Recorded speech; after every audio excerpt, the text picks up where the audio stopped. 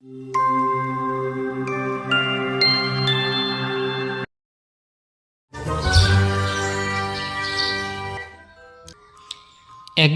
এক চালাক শিয়াল তার খাবারের খোঁজে বনে ঘুরে বেড়াচ্ছিল। হঠাৎ করে সে এক বিশাল বড় বাঘের সামনে পড়ল। চালাক শিয়াল বাঘের মুখোমুখি হতে হবে টের পেয়ে গেল। চালাক শিয়াল মনে মনে ভাবতে লাগলো, এইসব কি হয়ে গেল রে বাবা, আমি আমার খাবারের খোঁজে এসে এখন তো আমি কি বাঘ মামার খাবার হয়ে যেতে হচ্ছে। এখন আমি কি করব, কি করে বাঘ মামার হাত থেকে রক্ষা পাবো?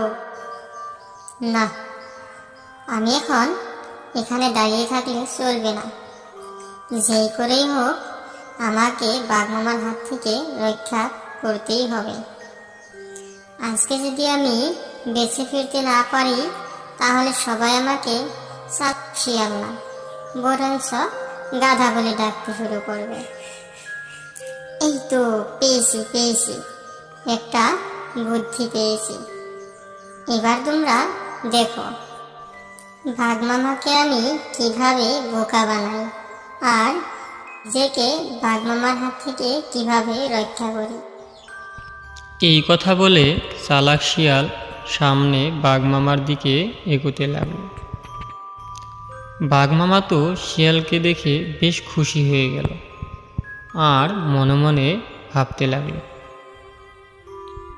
আজ তো অনেক মজার খাবার পেয়ে গেলাম আমি।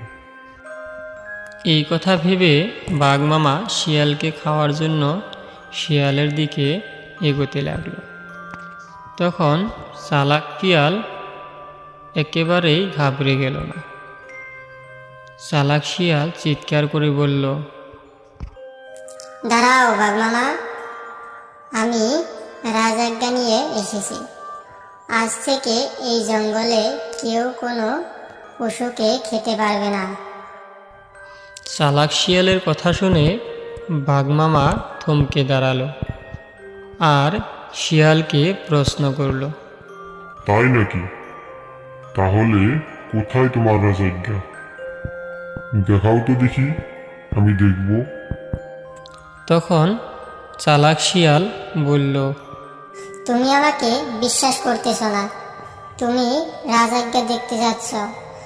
আমার কথা বিশ্বাস না হলে তুমি আমাদের মহারাজকে জিজ্ঞেস করতে পারো।